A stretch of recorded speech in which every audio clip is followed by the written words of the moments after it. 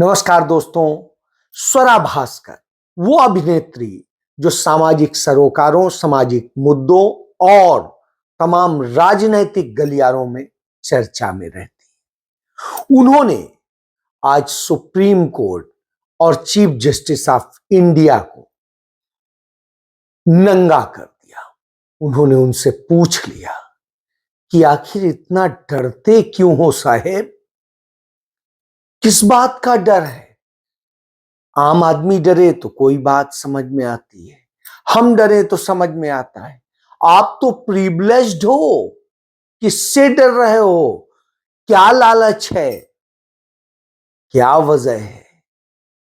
क्योंकि राहुल गांधी कहते हैं वही डरता है जो डराता है, और जो डरता नहीं है वो डराता नहीं। तो क्या वजह है, बता दीजिए साहेब। जिन लोगों को 56 इंच के कपड़े फिट आते थे, उनके कपड़े नॉर्मल साइज के हो गए हैं। जो लोग 400 पार करने गए थे वो 240 में ही निपट गए।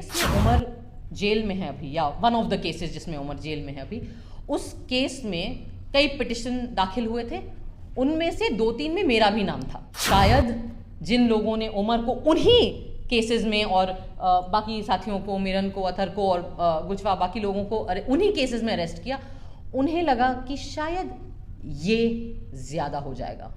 आप एक मुसलमान को आतंकवादी बता सकते हो, लेकिन शायद एक Hindu x naval officer, teacher, professor mother की बेटी को आतंकवादी बताना थोड़ा ज्यादा हो जाएगा, कन्वीनियंट नहीं हो। अब मेरी जिम्मेदारी है कि जिन लोगों को इत्तफाकन, जिनके नाम मुझसे अलग हैं, या जो मुसलमान नाम है, या जो दलित नाम है, या जो माइनॉरिटी के नाम हैं, और उनके ऊपर अगर जुल्म हो, तो मुझे जो चीज़ जो मेरी रक्षा कर रही है, मेरी जिम्मेदारी है कि मैं उस प्रिविलेज के दम पर अपनी आवाज़ उनके लिए उठाऊं। 4 साल बहुत लंबा वक्त होता है। उमर और मिरान, अथर, खालिद साहब, गुलशफा और शर्जील और अन्य लोग 3, 4, 5 साल पहले गिरफ्तार हुए थे, और ऐसा लगता है कि हमारी न्याय व्यवस्था भूल गई है कि कितने सालों से ये लोग जेल में बिना बेल के, बिना ट्रायल शुरू हुए पड़े ही हुए हैं। तो मैं आज इस मंच के माध्यम से हमारी न्याय व्यवस्था को याद दिलाना चाहती हूँ कि 4 साल कितना लंबा वक्त होता है। सितंबर 2020 में उमर गिरफ्तार हुए थे। तब से कोविड के 3 वेव आकर चले गए हैं। 3-4 अलग वेरिएंट निकल के आ गए हैं इस बीमारी के। उनके इलाज भी लगभग आ गए हैं, पता चल गए हैं। 4 साल में मैं अपने फहाद, जो मेरे अब पति हैं, उनसे मिली। दोस्त थी पहले। जब उमर गिरफ्तार हुए हम दोस्त थे, जब अथर गिरफ्तार हुए हम दोस्त थे, महज दोस्त थे। उन 4 साल में हमारी दोस्ती पक्की हुई। ये लोग तभी भी जेल में थे। हमारी दोस्ती और पक्की हुई, ये तभी भी जेल में पड़े रहे। फिर हमें मोहब्बत हो गई, ये तभी भी जेल में थे, इनको बेल की सुनवाई भी नहीं हुई थी। फिर हम एक दूसरे के परिवार से मिल लिए, तभी भी जेल में थे। परिवार मान भी गए, हिंदू मुसलमान शादी है, परिवार मान भी गए। न्याय व्यवस्था अभी तक नहीं मानी हमारी। हमने शादी कर ली, हमारी बच्ची हो गई। हमारी बच्ची अब 1 साल की हो गई। 4 साल बहुत लंबा वक्त होता है। 4 साल में और भी चीज़ें हुई। जिस गोदी मीडिया इंडिपेंडेंट ऑल्टरनेटिव मीडिया की बात नहीं कर रही, आप लोग सच्चे दिल से अपना काम करते हैं, हम उसके आभारी हैं। 4 साल में जिस गोदी मीडिया ने उमर के खिलाफ, इन सब लोगों के खिलाफ इतना विट्रियोलिक, इतना जहरीला कैंपेन चलाया था, वो गोदी मीडिया नंगी हो गई इन 4 साल में। उन्होंने उन 4 साल में और भी अलग अलग तरह के विक्टिम ढूंढे, जिनके ऊपर मीडिया ट्रायल चलाया जा सकता हो। कई सारे मुसलमान थे, मुसलमानों के साथ तो सबसे आसान बात है उन्हें आतंकवादी घोषित कर दीजिए या गद्दार घोषित कर दीजिए, पर उनके अंदर ये जहर इतना भर गया और ये ब्लड लस्ट मैं कहूँगी, एक्चुअली वही शब्द होना चाहिए कि ये जो भूख है एक तरीके से खून की, एक्चुअली वो इतनी आउट ऑफ कंट्रोल हो गई कि वो मुसलमानों को छोड़ के और लोगों पर भी आ गए, बॉलीवुड पर भी आ गए, रिया चक्रवर्ती भी मिल गई उन्हें, शाहरुख खान के बेटे को भी न बख्शा उन्होंने, और तमाम ऐसे लोग। लेकिन इस पूरी प्रक्रिया में हुआ ये कि इन 4 साल में वो भी नंगे हो गए। आज की तारीख में आप लोगों के वीडियो और पॉडकास्ट फिर भी लोग देख लेते हैं, लेकिन आम जनता भी अब जब अर्नब गोस्वामी या उनके उसके जितने भी ट्रू कॉपी वर्जन हैं और उसके जितने गरीब वर्जन हैं उनको सुनती है, वो भी जानती है कि ये झूठ फैला रहे हैं। 4 साल में और भी चीज़ें हुई। जिन लोगों को 56 इंच के कपड़े फिट आते थे उनके कपड़े नॉर्मल साइज़ के हो गए हैं। जो लोग 400 पार करने गए थे वो 240 में निपट गए। 4 साल में हमारे न्याय व्यवस्था के जो माननीय न्यायाधीश हैं उन्होंने भी कई जगह जाके न्याय की परिभाषा पर कई भाषण और एलोक्यूशन कंपटीशन और रिसाइटल दिए, अलग अलग कॉलेजेस में, अलग अलग विश्वविद्यालय में, दुनिया के अलग अलग देशों में भी। 4 साल में इस देश का एक कन्विक्टेड, मैं नहीं कह रही हूँ, हमारी न्याय व्यवस्था ने जिसको कन्विक्ट किया है रेप का, वो इंसान राम रहीम, वो भी 4 साल में 10 बार बेल और परोल पा गया। 4 साल में गुजरात सरकार ने नई किस्म की बेशर्मी की हदें पार करी और बिल्किस बानो के कन्विक्टेड रेपिस्ट को अच्छे व्यवहार के तहत रिहा भी कर दिया। उस पे ज़्यादा चूं भी ना हुई पहले तो, फिर जब आउटरीच बना सोशल मीडिया पे, इंडिपेंडेंट मीडिया में जो एक्टिविस्ट लोग हैं उनके तहत, 4 साल में चलो गिर के सुप्रीम कोर्ट ने उस कन्विक्शन को, उस रिहाई को भी ओवरटर्न करने का टाइम आ गया। लेकिन 4 साल में हमारी न्याय व्यवस्था को इतना वक्त नहीं मिला कि जिन लोगों को, और ख़ास करके वो चुनिंदा लोग, मैं उस पर भी आना चाहूँगी कि जिन लोगों को झूठे इल्ज़ामात तहत, और जो सबको पता है क्योंकि वीडियो एविडेंस है, आज की डेट में अलग अलग मीडिया पे काफ़ी सारा एविडेंस है, झूठे इल्ज़ामात के तहत गिरफ्तार किया गया, उनके खिलाफ, कई लोगों के खिलाफ ट्रायल भी उन्होंने शुरू करने का वक्त उन्हें नहीं मिला।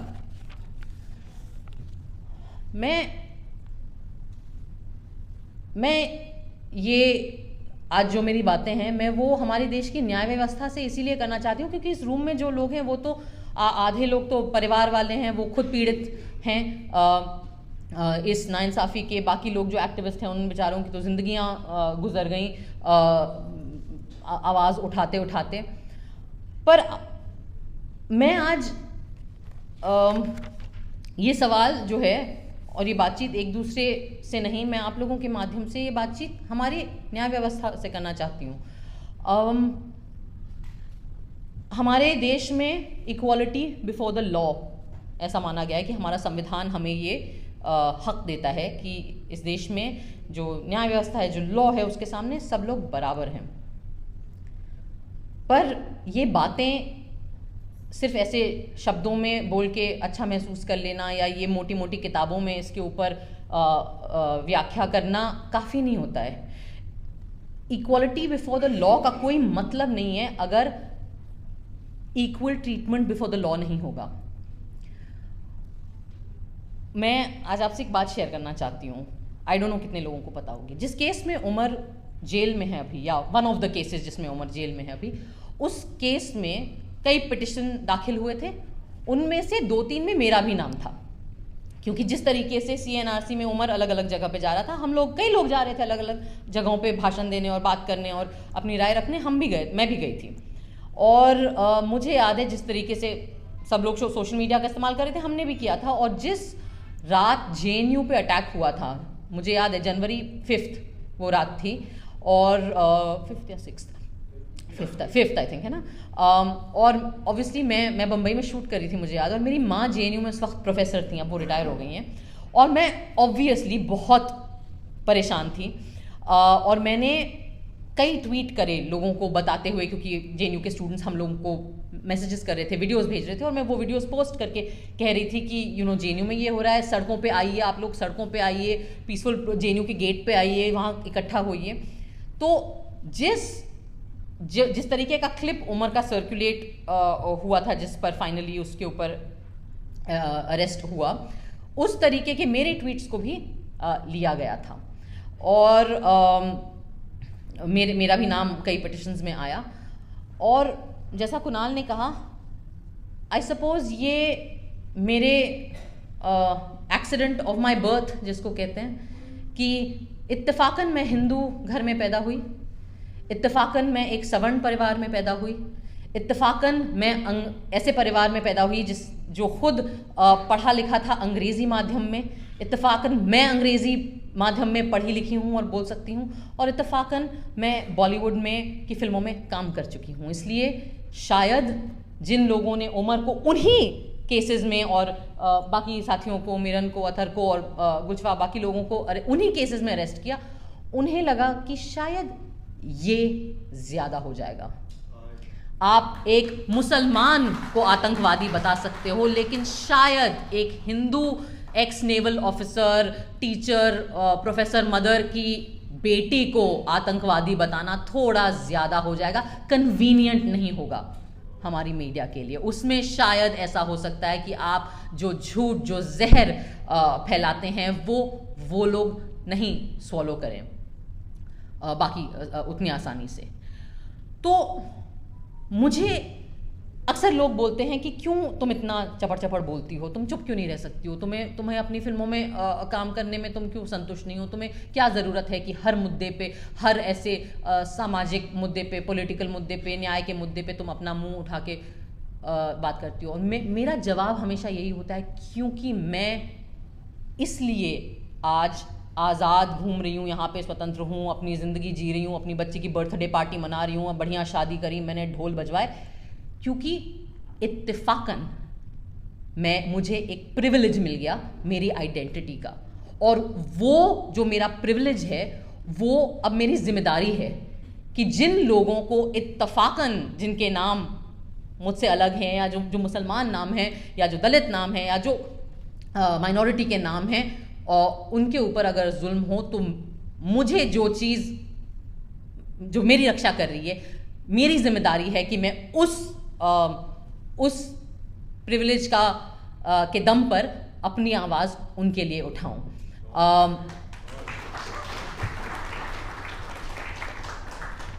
मैं एक और सवाल पूछना चाहती हूँ, और हो सकता है अब तो खैर आईपीसी बदल गया है, पता नहीं कौन सी एक नई भारत कुछ क्या बीएनएस कुछ न्याय क्या भारतीय न्याय संहिता आ गई है। मैंने उसके पढ़े नहीं है क्या क्या उसमें रूल हैं, तो अब मुझे पता नहीं कि अगर अगली चीज़ जो मैं बोलूँगी उसमें कोई ऐसे कुछ केस बन जाएगा, बन भी सकता है। हमारे देश में आजकल कमाल तो ये है कि किसी भी बात पे केस बन सकता है और हो सकता है आपके ऊपर। मैंने कहीं पढ़ा था कुछ महीने पहले, और बूनो ने भी मुझे बताया था कि उमर की एक डेट आने वाली थी बेल की, और उसके पहले ही जो न्यायाधीश थे जिन्होंने सुनना था वो केस, उन्होंने अपने आप को रेक्यूज कर लिया। तो पहले तो मुझे समझ नहीं आया कि रेक्यूज क्या होता है, मैंने ये वर्ड पहले सुना नहीं था, तो मैंने उसको गूगल किया, और तो उन्होंने ऐसे अपने आप को निकाल लिया उसमें से कि नहीं, मैं नहीं समझता कि मैं काबिल हूँ कि मैं ये केस सुन सकूँ। क्यों काबिल नहीं हुआ? बड़ी पढ़ाई लिखाई करी होगी आपने जज बनने के लिए, कई सालों से आप आई एम अज्यूमिंग हमारे ही टैक्स के पैसों की तनख्वाह आ रही होगी आपको, हमारे ही टैक्स के पैसों से जो घर बनते हैं सरकारी, उनमें आप रह रहे होगे, हमारे ही टैक्स के पैसों से जो पर्क्स आपको मिले हैं उन पे आपकी ज़िंदगी कंफर्टेबल है। तो आपको क्यों ये हक है अपने आप को रिक्यूज़ करने का अपनी जिम्मेदारियों से? क्या ये हिंदुस्तान के नागरिकों के साथ गद्दारी नहीं है? हो सकता है आपको लगे कि मैं बहुत भारी भरकम शब्द इस्तेमाल कर रही हूँ, लेकिन आपको नहीं लगता कि जिन लोगों को के हाथ में सत्ता दी गई है हमारे इस लोकतांत्रिक व्यवस्था के थ्रू, जिन्हें तो आपको नहीं लगता कि उस सत्ता की जिम्मेदारी आप पर बनती है? आपको नहीं लगता कि जो प्रिविलेजेस आपको मिले हैं अपनी पोजीशन की वजह से कम बेसिकली आपको सिर्फ इतना कहा जा रहा है कि आप अपना काम करें, आप केस पढ़ें, आप अपनी बुक्स देखें, आप अपना कॉन्स्टिट्यूशन देखें, आप जो भी आईपीसी देखें और आप उसके ऊपर डिसाइड करें। इसका आपको वक्त नहीं मिल रहा है।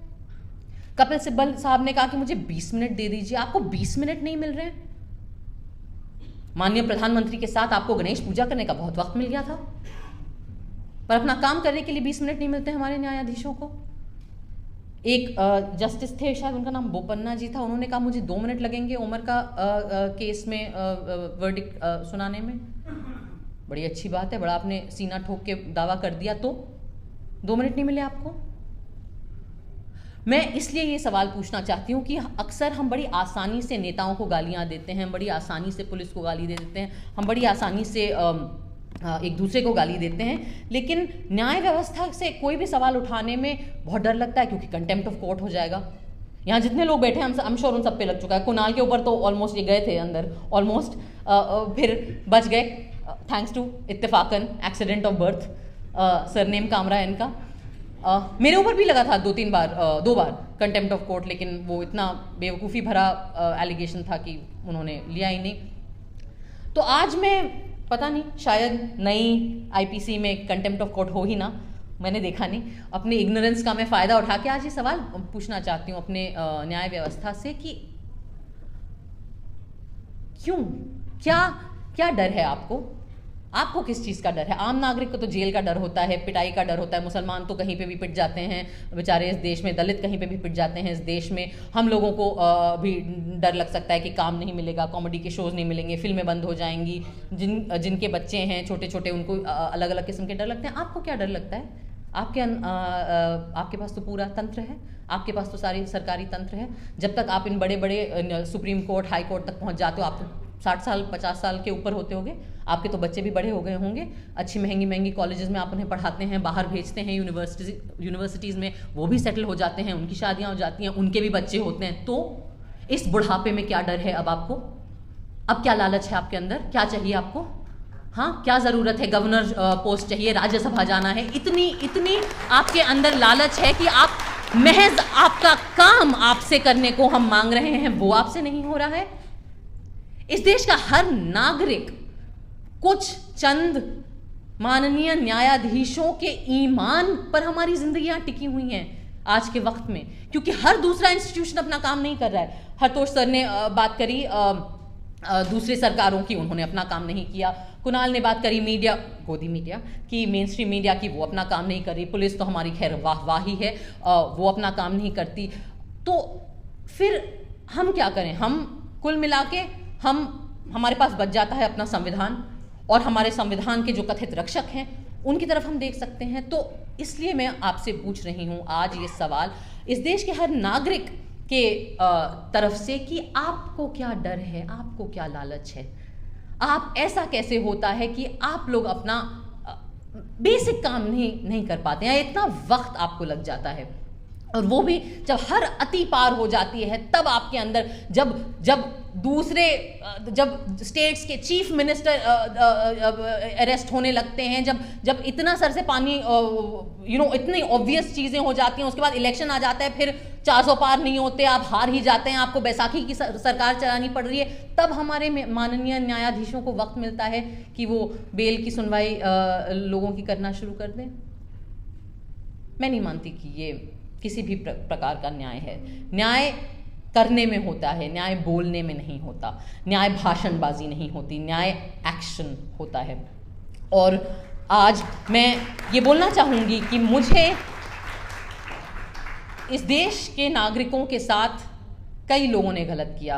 अगर मैं अंग्रेजी में बोलूँ, then the citizens of our country have been let down by almost every institution that has been given power by the democratic setup of our country. But I don't believe that any institution has let down the citizens of our country like the judiciary of this country. And I think that's a crying shame. शर्मनाक है ये बात। और मुझसे पूछा जा सकता है कि क्यों तुम्हें क्यों इतनी इमोशनल होने की बात नहीं है। नहीं है, है, क्योंकि जब बेल नहीं मिलता है ना तो ऑफ कोर्स परिवार परेशान होते हैं, माएँ बेबस होती हैं, बहनों का दिल दुखता है, बच्चे बड़े हो जाते हैं, आपको देखने को नहीं मिलता। सॉरी, मैंने I am little hormonal and emotional, मेरी बच्ची बहुत छोटी है अभी, I am a nursing mother, so अगर मैं इमोशनल हूँ तो मैं माफ़ी चाहती हूँ। लेकिन मैं आपका ध्यान, या मैं आपको रिमाइंड करना चाहूँगी, मैं हमारे न्याय व्यवस्था को रिमाइंड करना चाहूँगी कि बेल की सुनवाई टाइम से नहीं करना सिर्फ एक ओ नहीं हुआ, ओ हो गया, ये नहीं होता है। क्योंकि जब आप टाइम से बेल ग्रांट नहीं करते ना तो 84 वर्ष के एक्टिविस्ट जैसे स्टैन स्वामी थे, उनकी जेल में मौत भी हो सकती है। तो ये जो आप पर जो भार है और आपने जो अपनी जिम्मेदारी सही वक्त पे नहीं करी है, उसका प्राइस बहुत ज़्यादा होता है और वो बहुत गलत होता है। और वो हर किताब में, हर धर्म के आस्था के नज़रिए से देखें आप, हर लीगल एंगल से देखें तो वो घोर नाइंसाफ़ी है। और अगर हम आगे इसी पथ पे चलते गए तो वो मैं बिल्कुल 2 टूक ये कह सकती हूँ कि इस देश की मेन स्ट्रीम मीडिया जो है उसके हाथों पे खून है।